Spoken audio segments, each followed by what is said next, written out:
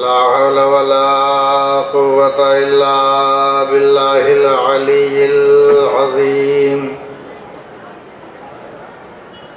أعوذ بالله من الشيطان اللعين الرجيم. بسم الله الرحمن الرحيم. الحمد لله الذي هدانا لهذا وما كنا لنهتدي لولا أن هدانا الله. لقد جاءت رسل ربنا بالحق والصلاة والسلام والتحية والإكرام على سيد الأنبياء والمرسلين خاتم النبيين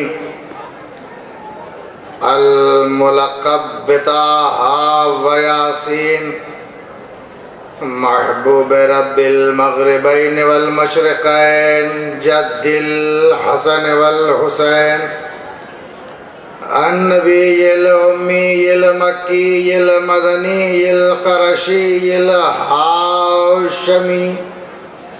وابتهي اتهامي معلن الحق بالحق أبي القاسم محمد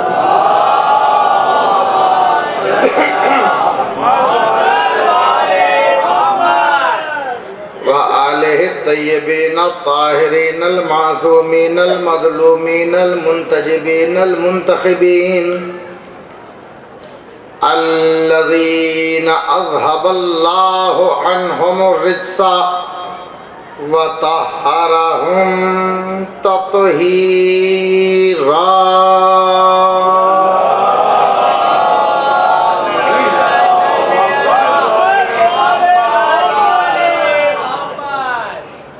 ولعنة الله على أعدائهم ومنكري فضائلهم وغاصبي حقوقهم أجمعين من الآن إلى قيام يوم الدين. أما بعد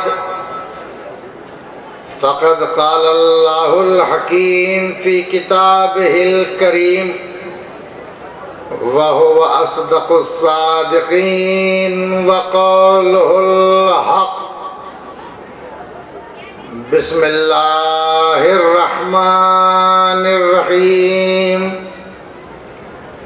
من قتل نفسا بغير نفس أو فساد في الأرض فكأنما قتل الناس جميعا ومن أحياها فكأنما أحيا الناس جميعا.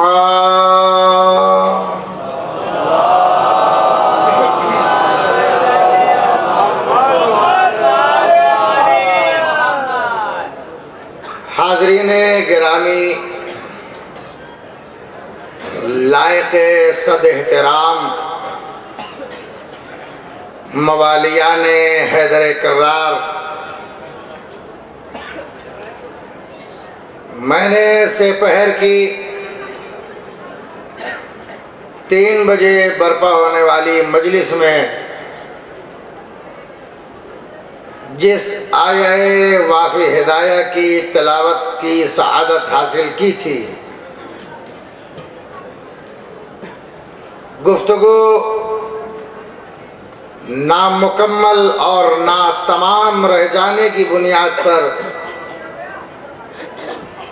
चाहता हूँ कि उसी आया करीमा के ज़ैल में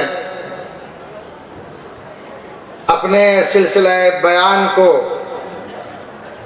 आप हजरात की आला तरीन समाअतों के हवाले मज़ीद आगे कुछ बढ़ाया जाए। हाज़रीन गिरामी, तामील हुक्म करते हुए लेकिन 2 जुमले अर्ज कर दूं पहले कि जहां जहां तक हमारी आवाज़ पहुंच रही है वो तमाम अज़ादारान हुसैन और ज़ाहिरीन इमाम इस बात को ज़हन नशी कर लें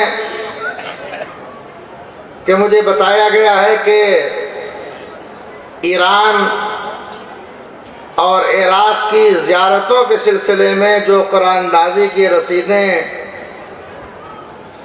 लोगों ने ली हैं, तो इंशाअल्लाह मजलिस के दरमियान किसी भी वक्त वो कुरानदाज़ी के डिब्बे यहाँ स्टेज पर आ सकते हैं और कुरान अंदाज़ी के ज़रिए इस बात का इजहार और ऐलान हो जाएगा कि इन तमाम रसीद लेने वालों और कुरानदाज़ी में हिस्सा लेने वालों में वो खुशनसीब अफराद कौन से हैं कि जिन्हें इमाम ने अपनी ज़ियारत का शरफ़ अता किया है। तो अजीज़ों, किसी को ये गिला ना हो बाद में कि मुझे पहले से मालूम नहीं था, पता नहीं कब कुरानदाज़ी हो गई और कैसे पर्ची निकाली गई और किसने निकाली और किसका नाम निकल आया। इसलिए मोमिनीन पिंडाल के अंदर तशरीफ़ ले आए ताकि उनकी निगाहों के सामने कुरानदाज़ी हो। और साथ में एक फ़िक्रा और कहूँगा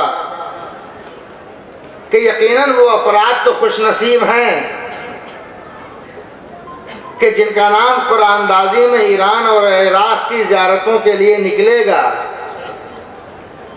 वो अपने मुक़द्दर पे जितना नाज करें उतना कम है कि मौला ने हमें बुलाया है, लेकिन जिसका नाम न निकले उसे गमज़दा, रंजीदा, दिलमलूल, कबीदा खातिर होने की ज़रूरत नहीं है।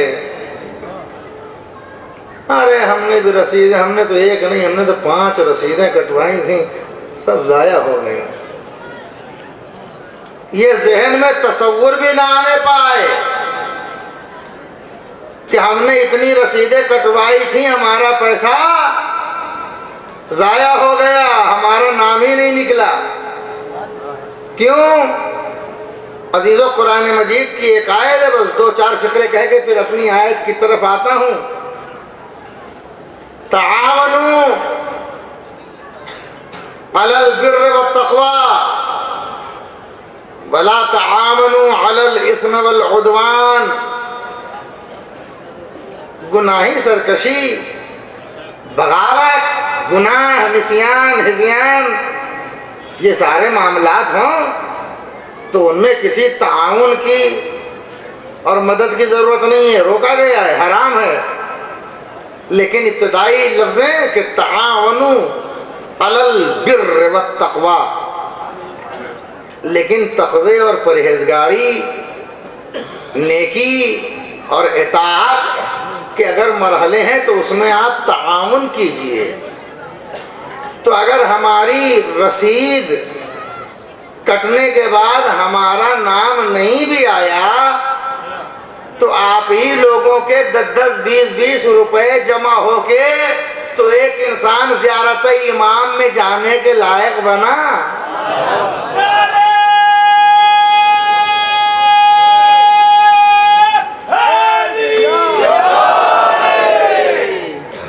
तो आप खुद ज़ियारत के लिए नहीं गए, लेकिन आपने ज़ियारत करने के लिए ताउन किया है।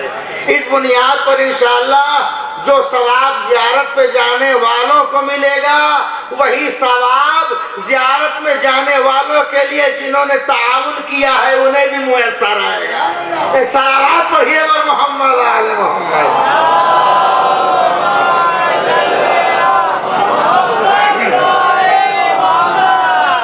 इसलिए कह दूं कि इस कुरानदाजी में जितनों ने भी हिस्सा लिया है, जिनका नाम आए वो भी खुश नसीब और जिनका नाम ना आया वो भी खुश नसीब। एक सलावत पढ़े वर मोहम्मद आले मोहम्मद।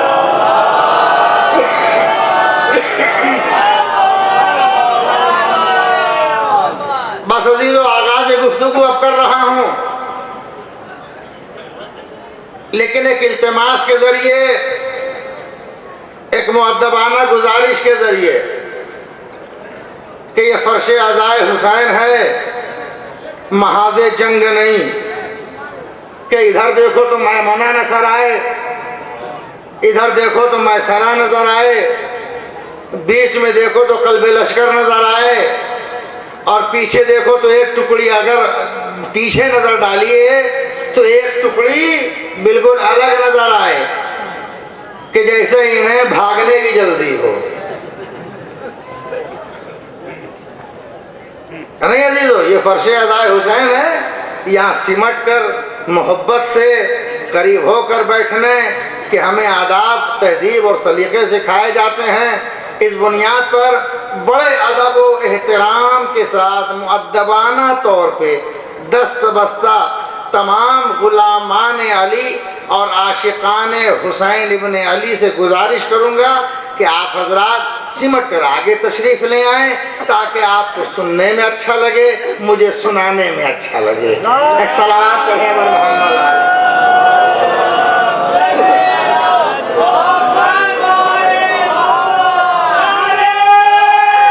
आइए सलावत पढ़ते हुए आ जाइए आप लोग आगे। माशाल्लाह माशाल्लाह, जज़ाकल्लाह। आ जाइए आगे, आ जाइए आप लोग भी आ जाइए, सलावत पढ़ते हुए आगे आ जाइए आप। माशाल्लाह।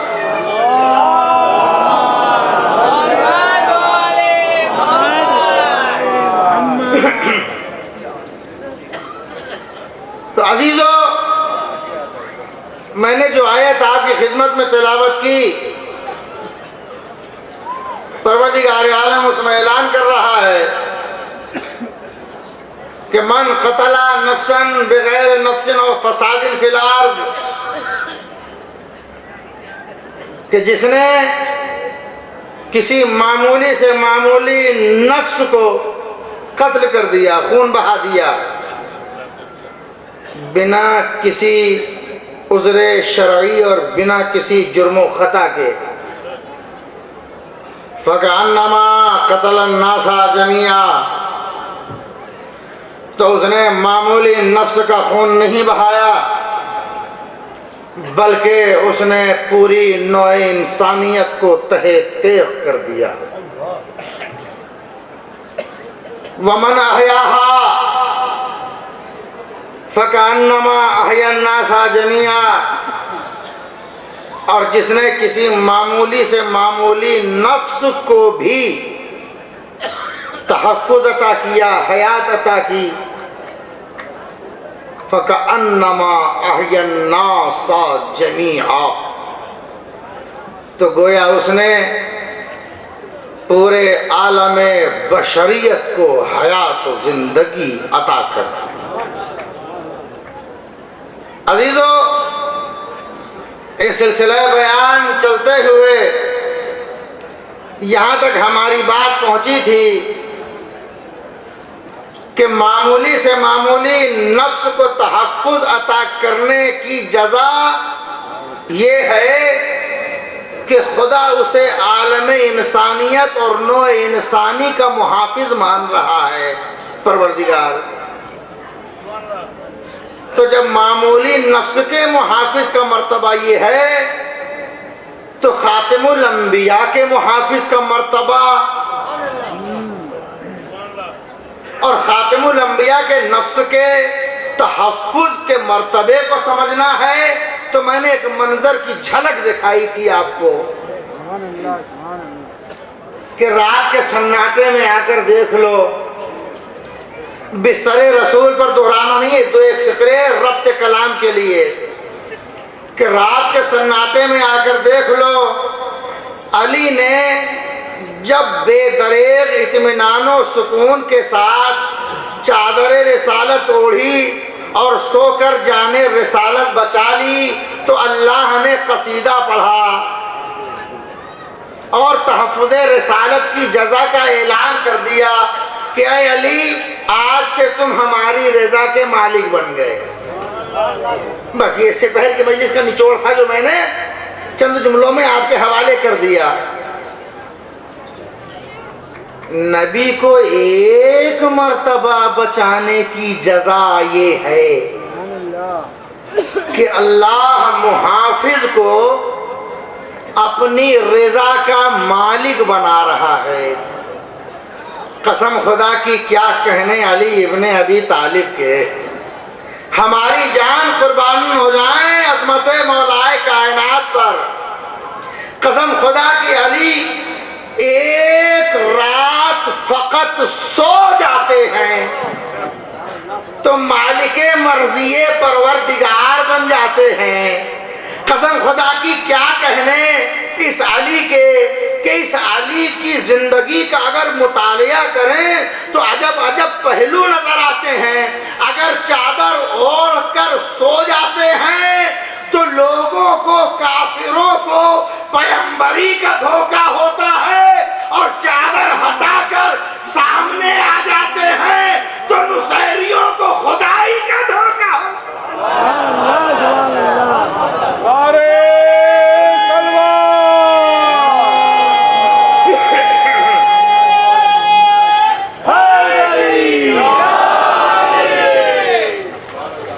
तो ये अली वो है कि जिसे कोई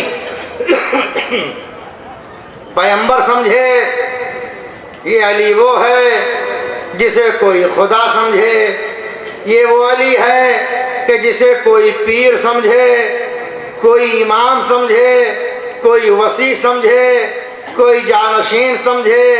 अजीजों, अली नाम है मुहाफिज़े रसूल का, अली नाम है परचमे तौहीद बुलंद करने वाली जात का। कसम खुदा की अली का मुकाबला क्या कोई करेगा, इसलिए कि बड़े से बड़े, बड़े से बड़े, बड़े से बड़े दीनदार, मुत्तकी, परहेजगार, शरीयत पर चलने वालों को आप देख लें, जिनका समाज में एहतराम और इज्जत हो, उनकी सारी इज्जतें किस बुनियाद पर हैं कि ये दीन और शरीयत के बड़े पाबंद हैं। आज मुसलमान की इज्जत का मेयार क्या है कि कौन कितना बड़ा दीन का पाबंद है। यानी हमें इज्जत मिल रही है नमाज पढ़ने की वजह से, हमें इज्जत मिल रही है रोज़ा रखने की वजह से, हमें इज्जत मिल रही है हज करने की वजह से, इताअत वालिदैन करने की वजह से, बुजुर्गों का एहतराम करने की वजह से, कुरान पे अमल करने की वजह से, शरीयत की पाबंदी करने की वजह से। आज हम कुरान और शरीयत की मुखालफत करने लगे, हमारी सारी इज्जतें पामाल हो जाएंगी। इसका मतलब यह है कि मुसलमान का शरफ क्या है, मुसलमान का विकार क्या है, मुसलमान की इज्जत क्या है कि वो दीन पे कितना अमल कर रहा है। मैं बहुत तवज्जो किसी मंजिल तक ज़हनों को ले जाना चाहता हूं।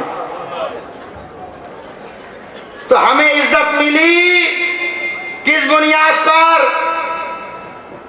नमाज की आयत आई, हमने नमाज के लिए सर झुका दिया। रोजे की आयत आई, हमने अपने मुंह में ताले लगा लिए।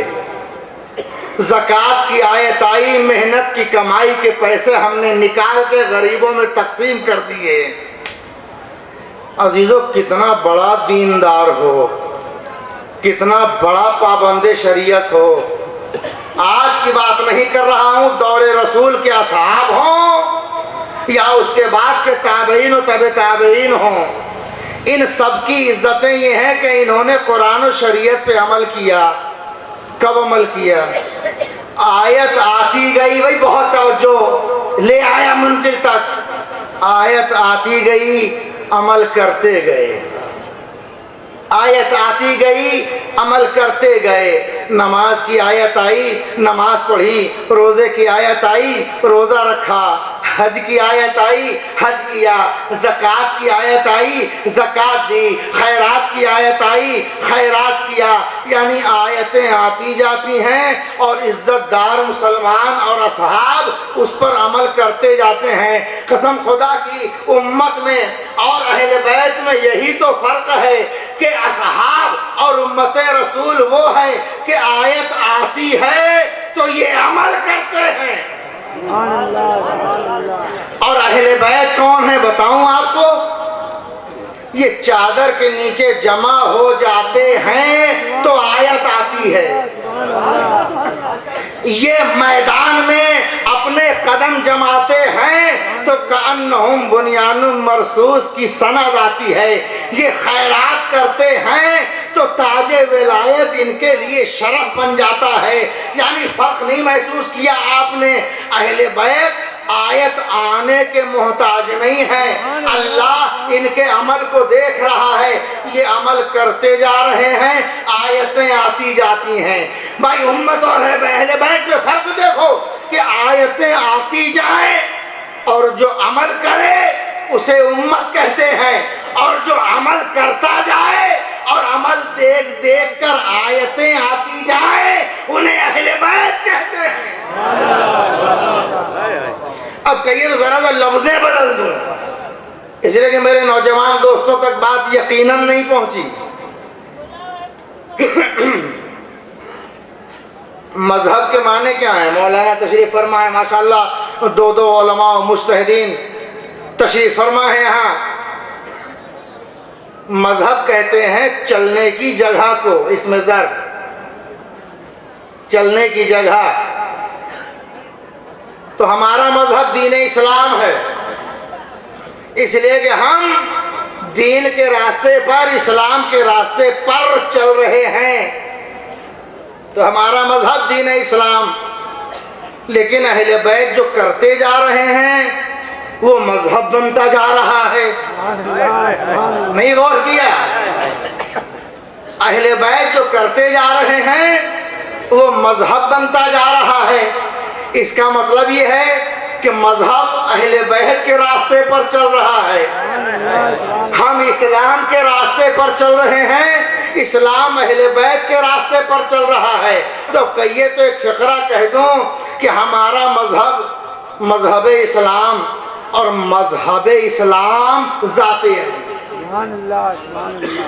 मजहब इस्लाम ज़ाते अली, मावाए इस्लाम ज़ाते अली, मलजाए इस्लाम ज़ाते अली, उफ़ुक़ इस्लाम ज़ाते अली, पासबान इस्लाम ज़ाते अली, मुहाफ़िज़ इस्लाम ज़ाते अली, इज़्ज़त इस्लाम ज़ाते अली, वक़ार इस्लाम ज़ाते अली, हुर्मत इस्लाम ज़ाते अली, काबा इस्लाम ज़ाते अली, मेयार इस्लाम ज़ाते अली, वजह बका इस्लाम ज़ाते अली, अज़मत इस्लाम ज़ाते अली, रिभे इस्लाम ज़ाते अली, आफ़ताब इस्लाम ज़ाते अली, महताब इस्लाम ज़ाते अली, कमाल इस्लाम ज़ाते अली, जमाल इस्लाम ज़ाते अली, जलाल इस्लाम ज़ाते अली, रौनक इस्लाम ज़ाते अली,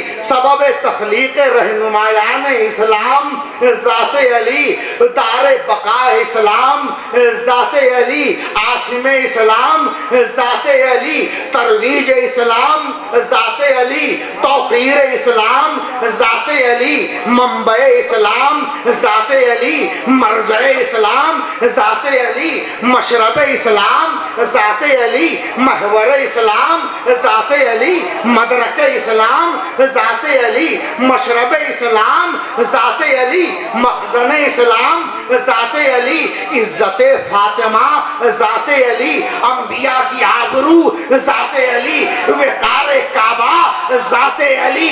बस अजीजों, मैं कहाँ तक बताऊं कि अली की ज़ात क्या है।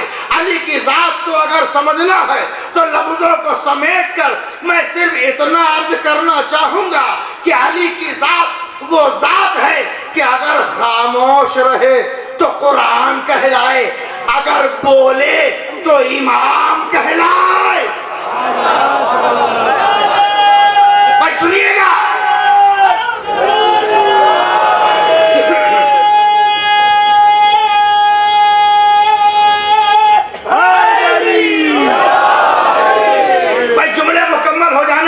ये अली वो है कि इसकी हयात पे हम तबसरा कहाँ तक करें, इसकी ज़िंदगी पे गुफ्तगू कहाँ तक करें, इसके कमालात को कहाँ तक आपके सामने बयान किया जाए। इसलिए आइए हयात अमीरुल मोमिनीन को समेट कर चंद फ़िक्रों में अदा कर दी जाए बात कि ये अली की ज़ात वो ज़ात है कि अगर चुप रहे तो कुरान कहलाए और अगर बोले तो इमाम कहलाए, अगर घर में हो तो साहिब आए ततहीर कहलाए और अगर मैदान में हो तो शाहे लाफता कहलाए, अगर मस्जिद में हो तो साहिब इन्नमा कहलाए और अगर काबे में हो तो सवाले दोषे रसूल कहलाए। भाई ये रसूल अली वो है कि अगर जागता रहे तो मुबल्लिग़े तौहीद कहलाए और अगर सो जाए तो मुहाफ़िज़े रसूल कहलाए। भाई अगर चलता रहे तो मुसाफिरे हज कहलाए और ठहर जाए तो मौलाए गदीर कहलाए।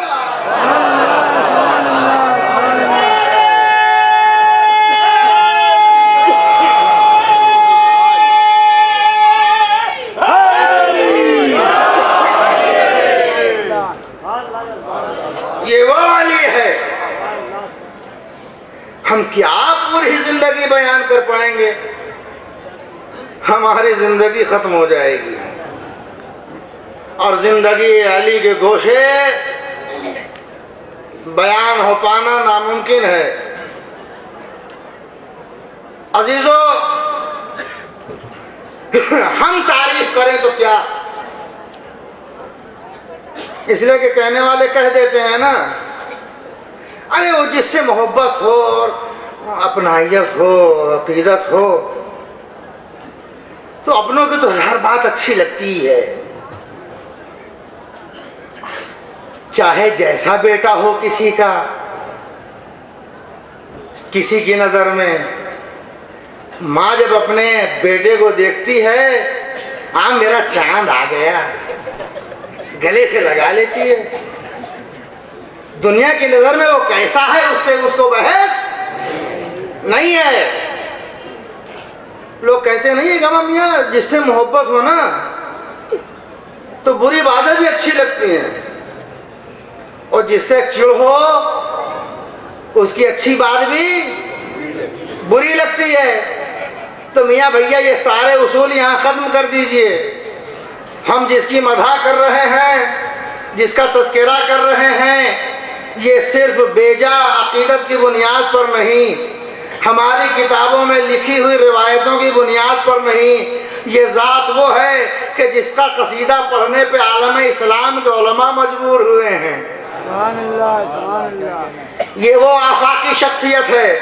चुनांचे अल्लामा अब्दुल मुअय्यद मोहम्मद इब्ने अहमद अस्क़फ़े ख़वारिज़मी अपनी किताब मनाक़िब अली इब्ने अबी तालिब मतबूआ मिस्र में लिखते हैं कि नबी करीम फ़ख्र कायनात हज़रत मोहम्मद मुस्तफ़ा सल्लल्लाहु अलैहि वसल्लम ने फरमाया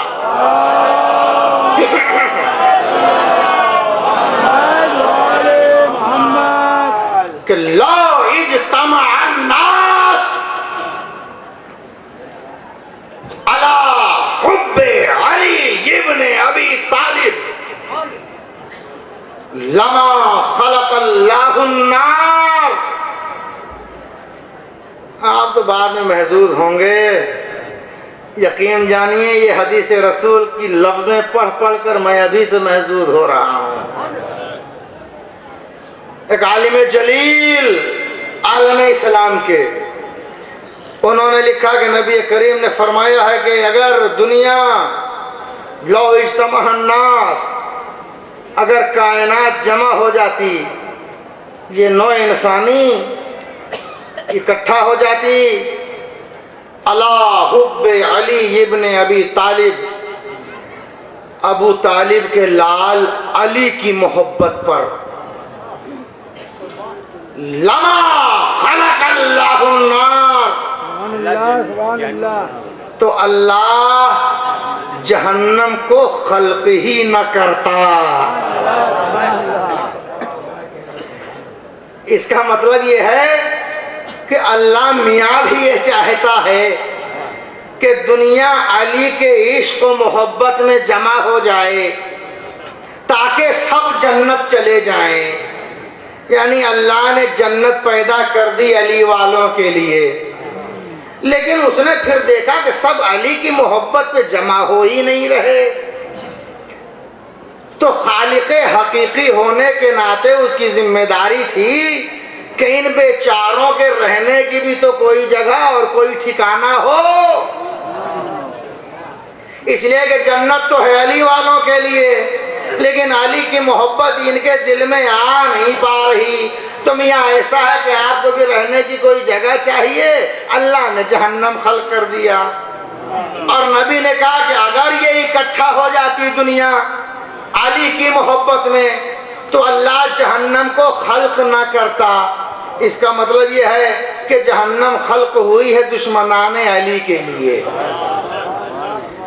जन्नत खल्क हुई है अली वालों के लिए, अली के लिए नहीं, अली के लिए नहीं, जन्नत खल्क हुई है अली वालों के लिए।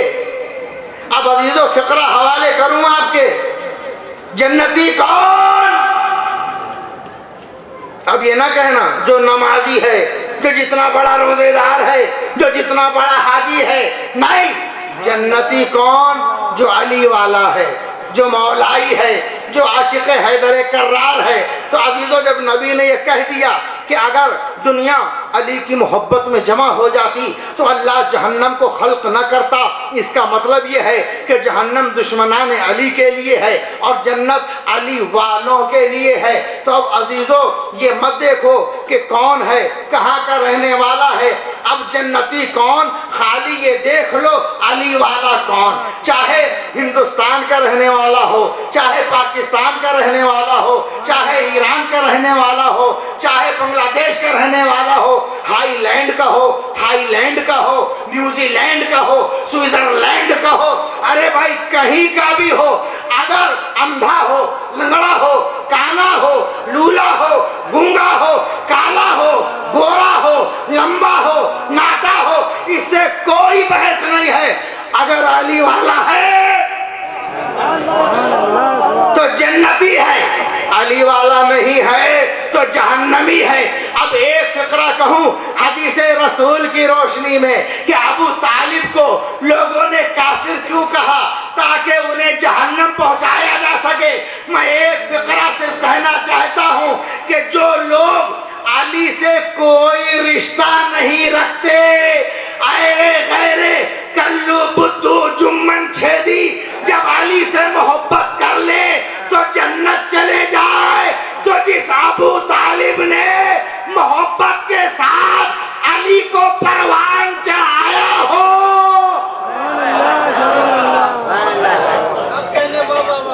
सलवात पढ़िए मोहम्मद आले मोहम्मद।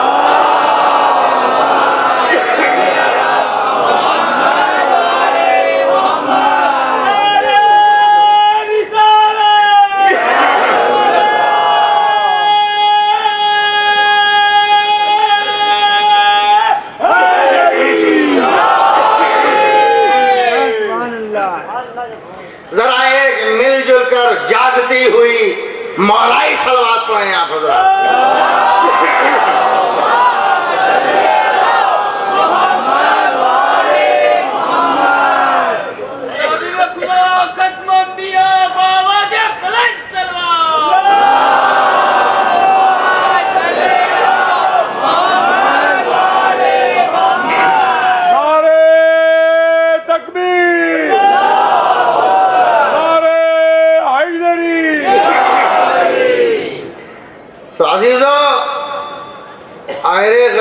तक चले जाएं जन्नत में, क्यों? इसलिए कि अली की मोहब्बत आ गई दिल में। अच्छा, तो जिस बाप ने बेटे को पैदा ही मोहब्बत के साथ किया है, वो बाप अली की मोहब्बत करके जन्नत में ना जाएगा? अजीजों, वो जन्नत में क्या जाएगा? वो जन्नत के लिए लोगों की शिफाअत करेगा। इसलिए कि अबू तालिब बड़ी अजीमुल मर्तबत शख्सियत का नाम है। ये कैसी अजीमुल मर्तबत शख्सियत है? आइए वक्त की गुंजाइश के एतबार से वहीं से अपनी बात को लेके चलूं जहां पे मैंने सेपहर की मजलिस में अपनी बात रोकी थी कि जब रात अपनी है, आज गुफ्तगू होगी 4 घंटा इंशाअल्लाह। सलावत पढ़िए बर मोहम्मद आले।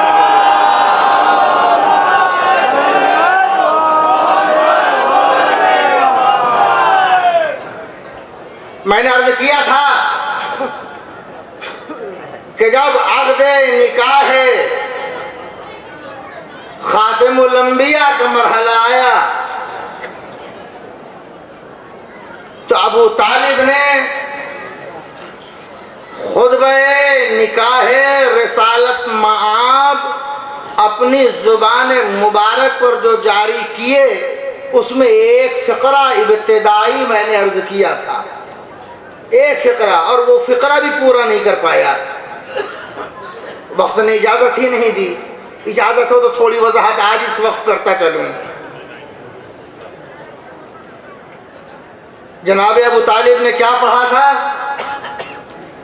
अल्हम्दुलिल्लाहिल्लज़ी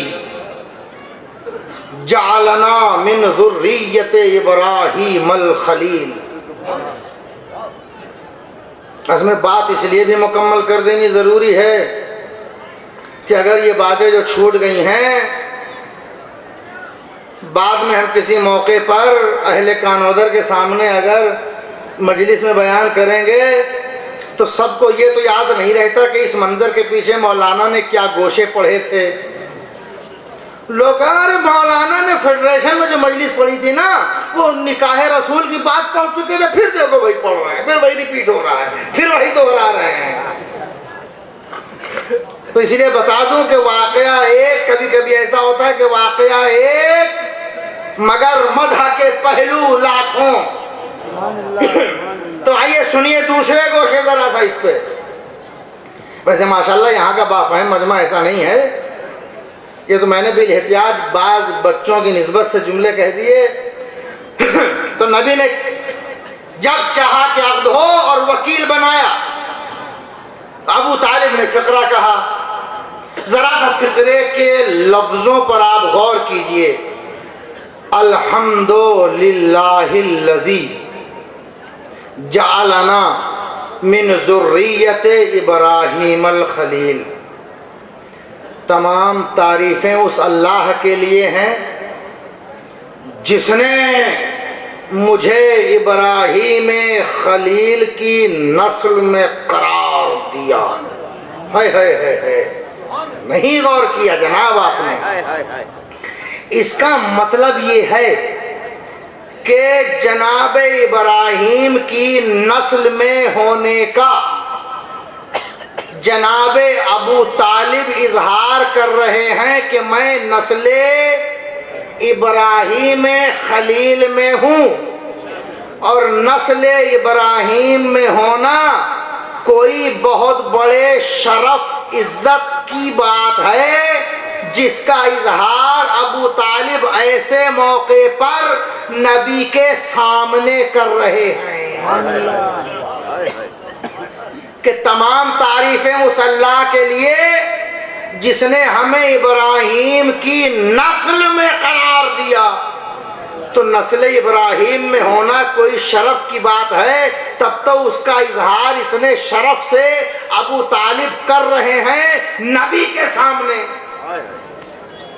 अब नस्ल इब्राहीम में होना, आले इब्राहीम में होना, ज़ुर्रियत इब्राहीम में होना क्या शरफ रखता है, सुनेंगे आप। हर मुसलमान जानता है और दुरूद इब्राहिमी पढ़ता है। सुभान अल्लाह, सुभान अल्लाह। नमाज में ये दुरूद इब्राहिमी क्या है? अल्लाहुम्मा सल्ली अला सैयदना मौलाना मोहम्मदिन व अला आले सैयदना मौलाना मोहम्मदिन। कमा, तवज्जो कीजिएगा, कमा, ये कमा जो है ना, ये बड़ा कमाल का है। सुभान अल्लाह, सुभान अल्लाह। हम मोहम्मद पर और उनकी आल पर दुरूद भेजते हैं। कमा सल्लैता व बारकता, परवरदिगार मोहम्मद और आले मोहम्मद पर तू दुरूदो सलाम भेज। कैसा? कमा सल्लैता व बारकता व तरहमता अला इब्राहिमा व आले। अरे भाई, अगर जाग रहे हो तो दोहरा दिया करो फिक्रे। जिस तरीके से मोहम्मद और आले मोहम्मद पर दुरूदो सलाम, कैसे? कमा सल्लैता, जिस तरीके से तूने दुरूद भेजा, व बारकता, और तूने बरकतें नाजिल की, व तरहमता, और तूने रहमतें नाजिल की, अला इब्राहिमा व आले इब्राहिम, इब्राहिम के ऊपर और आले इब्राहिम के ऊपर, ज़ुर्रियत इब्राहिम के ऊपर, नस्ल इब्राहिम के ऊपर। क्या कहने अजीजों, तो मोहम्मद और आले मोहम्मद पर दुरूदो सलामो रहमतो बरकत का नुज़ूल किस तरह से, जिस तरह से इब्राहिम और आले इब्राहिम पर दुरूद सलाम रहमत और बरकत, इसका मतलब ये हुआ कि दुरूद इब्राहिमी में हर मुसलमान इस बात का एतराफ़ करता है कि मोहम्मद और आले मोहम्मद की तरह इब्राहिम और आले इब्राहिम भी दुरूद की हकदार, सलाम की हकदार, रहमत की हकदार, बरकत की हकदार। कसम खुदा की, जब सारे मुसलमानों ने एतराफ़ कर लिया तो अबू तालिब ने क्या कहा कि अल्लाह का शुक्र है जिसने हमें आले इब्राहिम में करार दिया। तो गोया कि अबू तालिब ऐलान कर रहे हैं कि ऐ मुसलमानों, ये तुम्हारा कैसा अकीदा है कि आले इब्राहिम में मानकर दुरूद और सलाम भी भेज रहे हो और काफिर भी कह रहे हो। सलावत पढ़िए बर मोहम्मद आले मोहम्मद।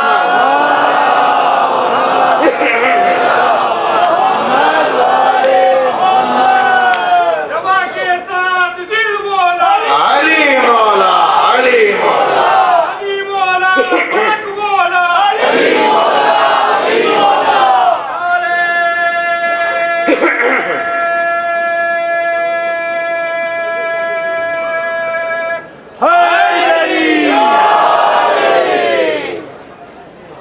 तो अबू तालिब ने ऐलान कर दिया पेश रसूल कि हम ज़ुर्रियते रसूल, नस्ले ज़ुर्रियत इब्राहीम, नस्ल इब्राहीम, आल इब्राहीम में हैं और मुसलमान उस पर दुरूद व सलाम भेजता है जो आल इब्राहीम है।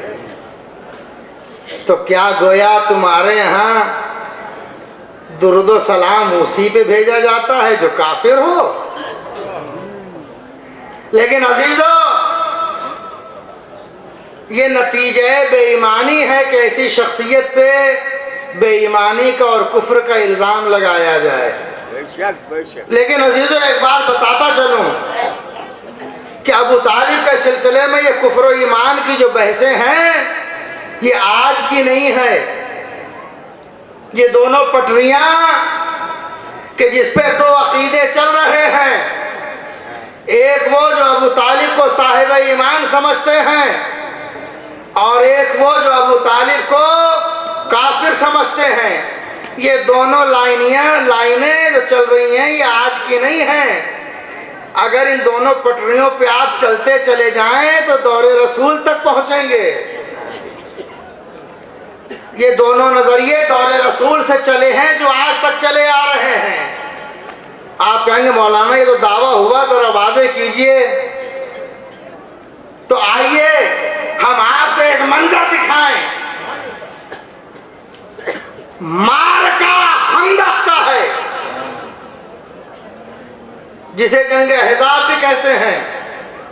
खंदक नहीं पढ़नी है, खाली ये बताना है कि ये दोनों अकीदे यहाँ के आज के नए नहीं हैं, ये दौरे रसूल से चले आ रहे हैं। अम्र ने ऐलान किया, हल मिन मुबारिज़, है कोई जो मुकाबले पर आए। तो जो हमेशा उठा करता था वही शरीफ खून उठा।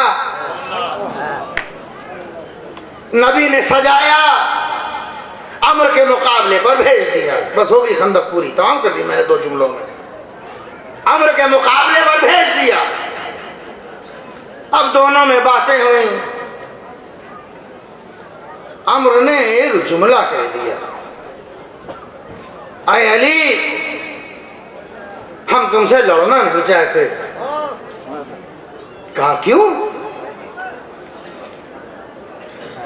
बहुत तवज्जो कीजिएगा, जुमला जाया ना होने पाए। बड़ा तहकीकी रुख लेके आया हूं आपके लिए। उसने कहा है अली, इसलिए कि तुम्हारे बाप अबू तालिब में और हम में बड़ी अच्छी दोस्ती थी। हम ये नहीं चाहते कि अपने हाथ से अपने दोस्त के बेटे को ज़बह कर दें। अल्लाहु अकबर। अली ने ये फिक्रा सुना, तेवरियों पे बल आ गए। आवाज दी, उसकुत अय्युहल कल्ब, ला सदाकता बैनल कुफ्र वल ईमान। ऐ कुत्ते, खामोश हो जा, कुफ्र और ईमान में दोस्ती नहीं होती।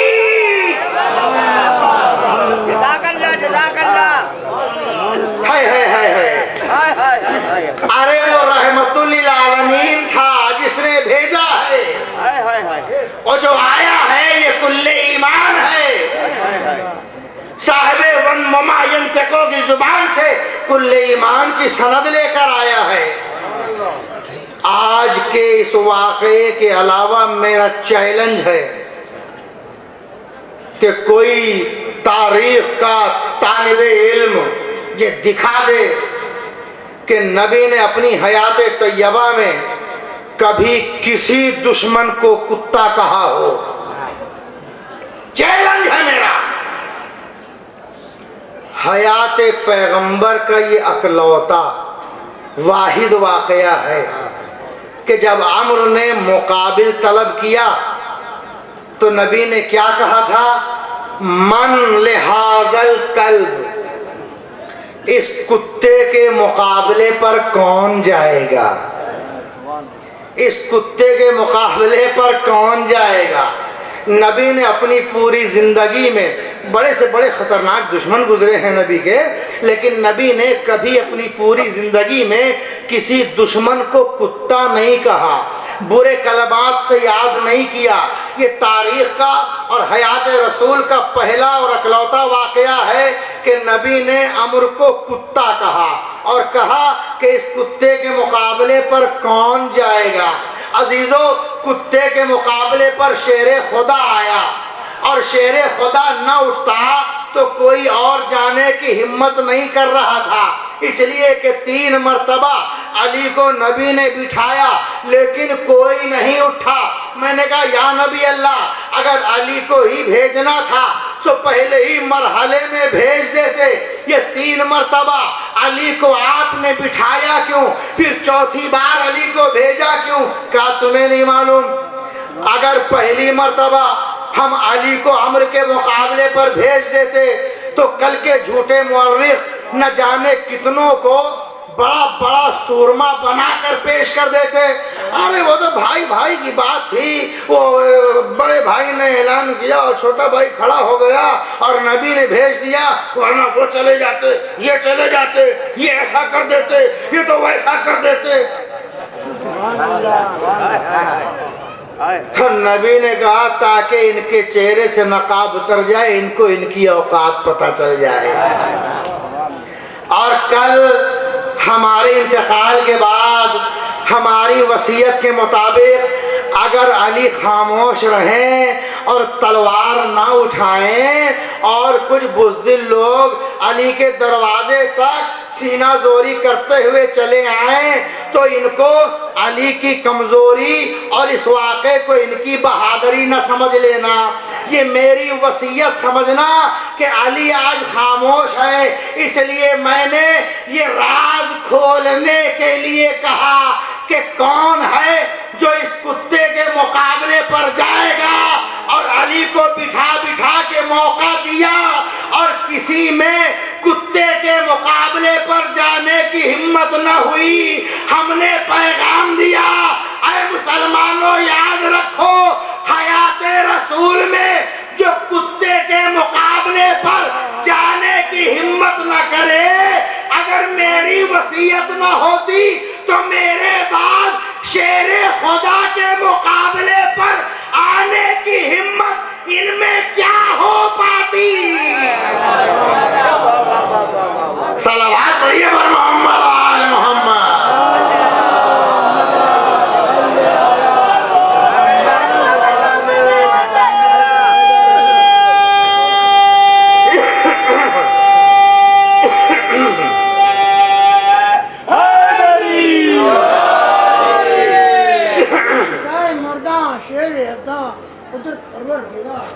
अली शाह मर्दा शेर जज़्ज़ा 5 मिनट का काम है वो, 5 मिनट का काम है इंशाल्लाह। हर बलाए रद्द बाशद दीद आफ्ताबाद अली शन जली दायम सदो सादा ले लो नकार या अली नारे हैदरी।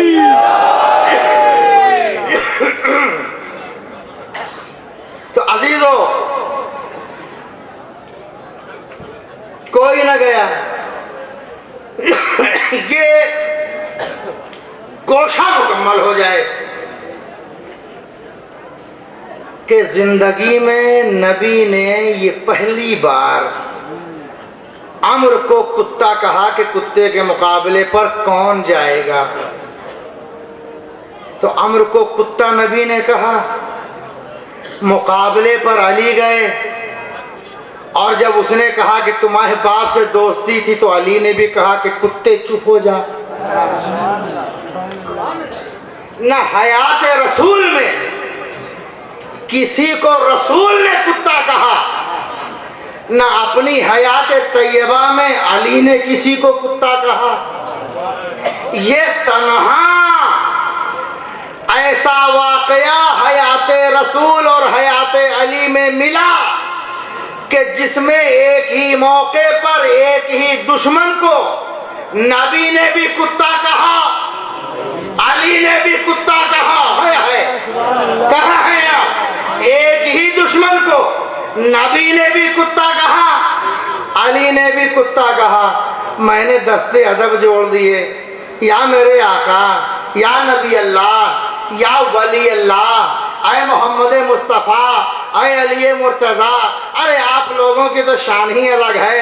आपने पूरी ज़िंदगी किसी को कुछ ना कहा, इसे भी जाने दो, इसे भी कुत्ता ना कहिए, ताकि आपकी हयात में कम से कम ये फ़िक्रा किसी को बोलने के सिलसिले में ना आने पाए तारीख में। अरे हम लोग हैं ना, हम लोग आपके मानने वाले, अरे आप कुत्ता कह के चुप हो जाएंगे, उसके आगे कुछ नहीं कह पाएंगे। हम लोग न जाने क्या क्या कह डालेंगे इनको, हम लोग सब कुछ कह लेंगे। आप फिक्र न कीजिए, आप कुत्ता न कहिए। कहा नहीं, आज एक पैगाम देना है ताकि दुनिया सोचे कि जिस नबी और अली ने पूरी हयात में सख्त से सख्त, बड़े से बड़े दुश्मन को कुछ ना कहा, आखिर सबब क्या है कि एक ही दुश्मन को नबी भी कुत्ता कह रहा है, अली भी कुत्ता कह रहा है। मैंने कहा मौला वजह बता दीजिए। कहा तुमने गौर नहीं किया, अम्र ने क्या कहा, अरे अली वापस चले जाओ, इसलिए कि तुम्हारे बाप और हम में बड़ी दोस्ती थी, हम नहीं चाहते कि अपने दोस्त के बेटे को अपने हाथों से ज़बह करें, तो हमने कहा उसकुत अय्युहल कल्ब ले सदाकता बैनल कुफ्र वल ईमान, आए कुत्ते चुप हो जा, कुफ्र और ईमान में दोस्ती नहीं हुआ करती। यानी उसने जनाबे अबू तालिब को काफिर समझा था, इसलिए ऐसा फिक्रा उसने कहा, तो हमने उसे कुत्ता कहा। अब समझ में आया कि इसे कुत्ता नबी वली ने क्यों कहा, इसलिए कि इसके अकीदे में अबू तालिब काफिर थे, तो ऐसे बदअकीदा इंसान को नबी और अली ने काफिर कह के बता दिया कि अब जो भी, जब भी, जिस दौर में भी, जिस मौके पर भी अबू तालिब को काफिर कहे, समझ लेना ये इंसान नहीं है, कुत्ता भौंक रहा है।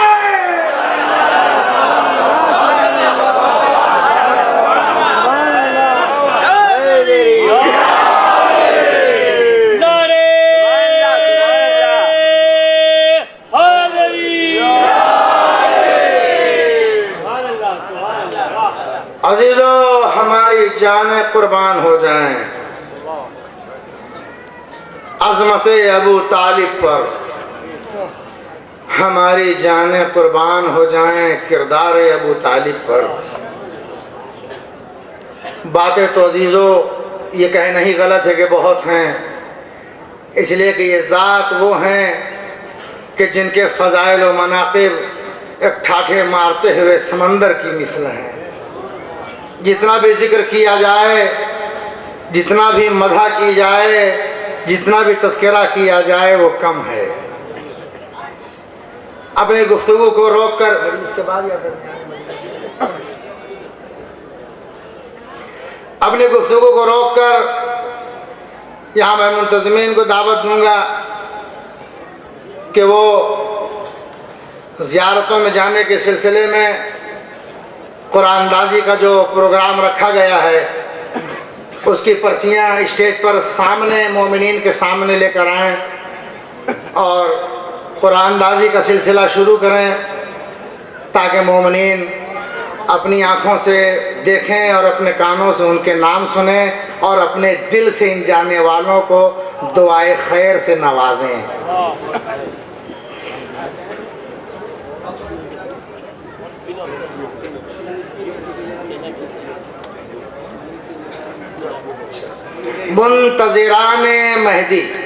मुंतज़िरान मेहदी ग्रुप की जानिब से जो पर्चियाँ कटी हैं, ये डिब्बा उनका है और इसमें से 3 पर्चियाँ बरामद की जाएंगी ईरान की ज़ियारत के लिए। 3 पर्चियाँ बरामद की जाएंगी अल्हम्दुलिल्लाह ईरान और इराक़ की ज़ियारतों के लिए।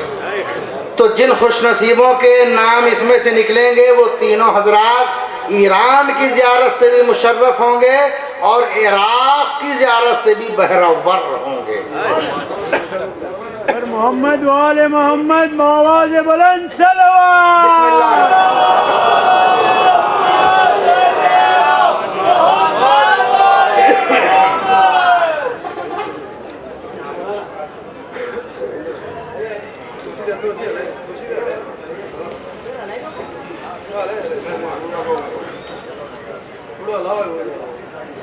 सैयद जाहिद हुसैन, ये अब आप लोग पढ़ लीजिए, हमारी गुजराती समझ में यही आ रही है। हाँ नहीं, सुना दो नाम। सैयद जाहिद हुसैन और टोकन नंबर है 439 439 439 टोकन नंबर। मोहम्मद आवाज़ बुलंद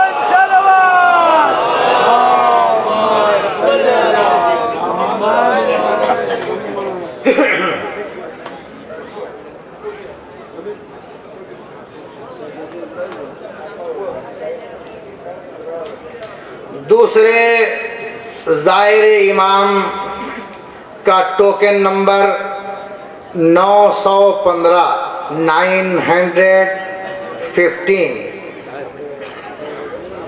मोहम्मद क्या है, रजा है, क्या है, मोहम्मद रजा। और टोकन नंबर मेन है, वो याद रखें आप लोग, 915।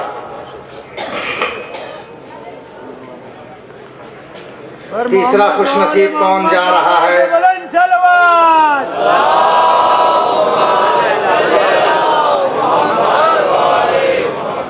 टोकन नंबर इसका है 7986। 7986 ये टोकन नंबर है। क्या है? वरासत, वारो यानी क्या है? नाम कुछ साफ सा नहीं है। टोकन नंबर मेन है, वो याद रखें। वरासत करके नाम है, उस खुशनसीब का तीसरा नंबर नाम है। और रजा टूर की तरफ से जो ज़ियारतों का कुरानदाजी का प्रोग्राम था,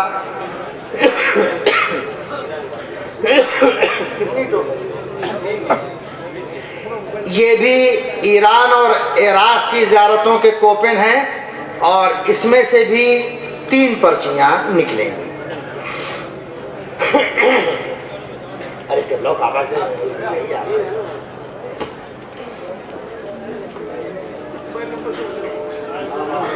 ईरान और इराक की ज़ियारत है और 3 कोपन इसमें से भी निकलेंगे। सब ये बोल रहे हैं। Köppen number 250 250। लाइट जल्दी हो जाए ना, आप लोगों को बहुत जल्दी, इसलिए खटाखट खाली टोकन नंबर।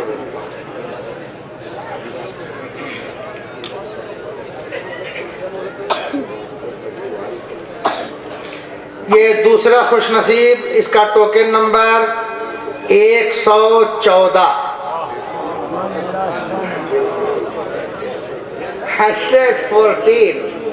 114 Köppen number. ये तीसरा और आखिरी कोपन ज़ियारत ईरान और इराक जाने वाले का। और मोहम्मद वाले मोहम्मद बाबा से बुलंद सलवात।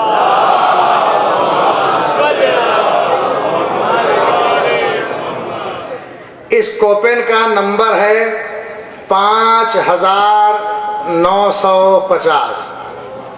5950।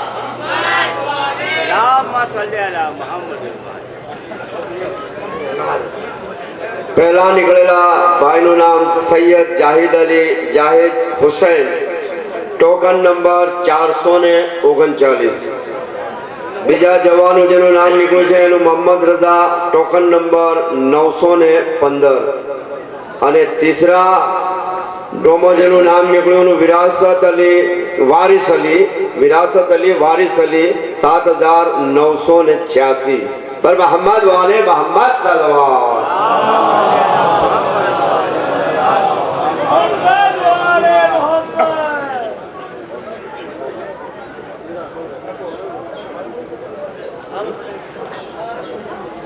शाहीन शब्बीर अली माखनोजिया कानोदर नंबर 114। सलवात बड़ो होने वाले हो कानोदर ना भाई से। हबीबा बेन हसन भाई सादिकपुर, टोकन नंबर 250। सदीकपुर। અને तीसरा नाम છે चौधरी सनावर अली, टोकन नंबर 5950 5950। पर मोहम्मद वाले मोहम्मद सल्लल्लाहु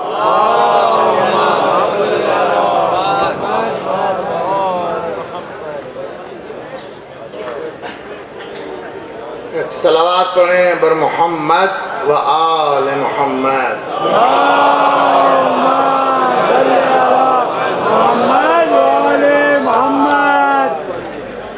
अज़ीज़ान गिरामी, अल्हम्दुलिल्लाह ये कुरानदाजी का मरहला भी अपने अख्ताम पे पहुंचा और इसी के साथ साथ ये फेडरेशन का प्रोग्राम इमाम ज़माना की सरपरस्ती में सदर मोहतरम की निगरानी में कमेटी के ज़ेर नज़र वॉलंटियर हजरात की सरकर्दगी और तमाम मोमिनीन जमाअत की मेहनत व काविश के नतीजे में खैर व सलामती के साथ बहुस्न व खूबी अपने इख्तितामी मरहले पे पहुंच गया। आखिरी लम्हों में मैं यही फ़िक्रे कहूँगा मसाइब से पहले कि परवरदिगार आलम जिन लोगों ने इसमें दामे दिरमे सुखने कदमे जिस तरह से भी शिरकत की और ख़िदमात अंजाम दी, परवरदिगारा इन सब की काविशों कोशिशों मेहनतों और जज्बा ईमानी को कबूल फरमा।